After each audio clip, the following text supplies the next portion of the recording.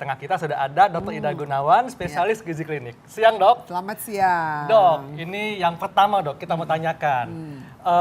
Pengasapan daging dan ikan adalah pengawetan makanan secara alami. Ini fakta atau mitos, Dok? Ya, ini adalah fakta. Fakta. Jadi ceritanya gini, proses pengawetan makanan menggunakan asap itu sudah ada sejak zaman bahela, zaman dahulu kala. Purbakala, Dok. Purbakala ya. Kalau kita belajar mengenai sejarah, kita lihat bahwa nenek moyang kita itu berpindah dari satu tempat menuju ke tempat lain, mereka makan habis berburu kemudian diasepin supaya awet makanannya. Zaman dulu kan tidak ada pasar seperti kita, besok mau belanja langsung nggak bisa. Nah, makanan hasil perburuan itu supaya bisa dikonsumsi oleh mereka satu keluarga atau satu komunitas harus diawetkan. Cara yang paling mudah adalah diasap. Ya. Nah, jadi nggak apa-apa, Dok, ya diawetkan kan diasap. dengan diasap ya zaman dulu karena ini adalah teknik yang paling tradisional. Nah, waktu zaman dulu kan mereka nggak ngerti ya bagaimana efek sampingnya, apa sih kejelekannya. Ya. Ini ada lagi nih, Dok, mitos atau fakta, Dok, kalau makanan yang diasapkan ini baik untuk kesehatan tulang. Fakta atau mitos, Dok? Mitos. Mitos ya. Waduh, Kenapa, Dok? kenapa, Ya, Dok? jadi, makanan yang diasapkan itu tergantung yang diasap itu apa. Kalau yang diasap cuma ikan, kemudian daging seperti itu, ya tentunya tidak semuanya bagus untuk tulang. Tulang itu kan sumber utamanya adalah kalsium, fosfor, magnesium dan sebagainya. Dan itu paling banyak pada makanan yang sudah segar, yang masih segar. Betul. Karena dengan proses pengasapan kan artinya dia diawetkan. Dengan pengolahan itu kadar-kadar vitamin yang bagus untuk tubuh kita bisa ikutan hilang. Nah, jangan lupa itu. Ya. Dok, ini juga, Dok, nih mungkin kabar yang paling sering kita dengar ya, bahwa katanya kalau makanan yang sudah diasap dapat meningkatkan risiko kanker atau kanker. Ini fakta atau mitos, Dok? Ini fakta. Kenapa, Dok? Gitu. Jadi kejelekan dari proses pengasapan ini adalah risiko kanker yang meningkat. Kenapa? Dikaitkan dengan namanya PAH. Polycyclic aromatic hydrocarbon. That's right. Jadi betul. Itu adalah hasil dari pembakaran. Jadi asap-asap yang keluar dari pembakaran itu yang umumnya tidak sempurna itu menyebabkan terjadinya hidrokarbon dan inilah yang merupakan salah satu zat karsinogenik yang ada pada makanan yang diasap. Ya, jadi mesti hati-hati. Hati-hati, Dok, ya. Hati-hati Sering, ya. Ini ada lagi, Dok, fakta tuh, Dok. Kalau misalnya daging asap meningkatkan resiko terkenanya stroke. Ya, ini fakta. Nah, kok bisa fakta ya? Karena sering sekali daging-daging maupun ikan yang diasap itu sering diberikan bumbu sebelumnya. Dan bumbu-bumbu itu biasanya kan harus ada rasanya, paling gampang adalah garam.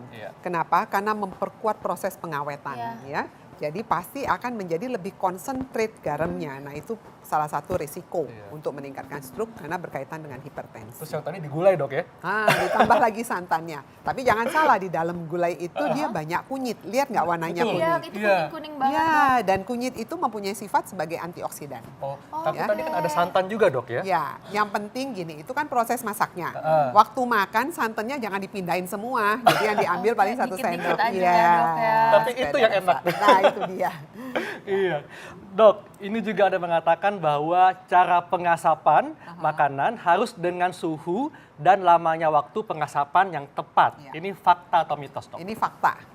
Ya, jadi Kenapa, fakta. Gini, proses pengasapan itu ada macam-macam ya. Ada yang tadi katanya pengasapan dingin, pengasapan panas. Kalau dingin yang digantung, artinya punya jarak antara bahan yang mau diasap dengan pusat dari Berapa si jauh apinya. tuh, Dok, kira-kira? Tergantung ya. Kalau tradisional, kalau di daerah-daerah di desa Semeter mungkin kali nggak boleh, agak jauh biasanya. Mereka punya yang lebih tinggi lagi supaya sirkulasi udaranya menjadi lebih cepat kering juga bahan makanannya ya. Ada yang langsung di atas api. Nah, itu. Nah, kemudian pada waktu proses pengasapan itu juga mereka suka tambah-tambahkan bumbu dan sebagainya ya. Nah, terus waktu diasapin itu yang mesti diperhatikan adalah bahan yang dipakai untuk menghasilkan asap. Nah, jadi apakah dia menggunakan mesin ya, kayak oven gitu juga dia bisa ya. Tadi kita juga lihat ada ovennya. Atau dia menggunakan kayu. Atau arang ya? Atau dia arang. Atau dia menggunakan serbuk gergaji. Wah, serbuk Jadi gergaji. serbuk kayu-kayu Oke. yang udah diserbuk itu At- dipanaskan. Atau sabut kelapa dok, ada juga kan? Boleh, ya. Nah sebetulnya mana dok yang lebih aman Ya. menggunakan sumber perapian ini? Apakah Nah. sabut kelapa, kayu bakar, arang atau yang lain dok? Yang paling aman sebetulnya yang tidak ada unsur kayu-kayunya. Oh. Karena unsur kayu-kayu itulah yang sering menghasilkan pH tadi. Iya. Seperti charcoal seperti itu ya dok. arang Sabut dan kelapa, kawan-kawan ya. Ha, Oke. yang seperti itu. Jadi paling aman yang tidak ada. Yang sekarang kan pakainya mesin.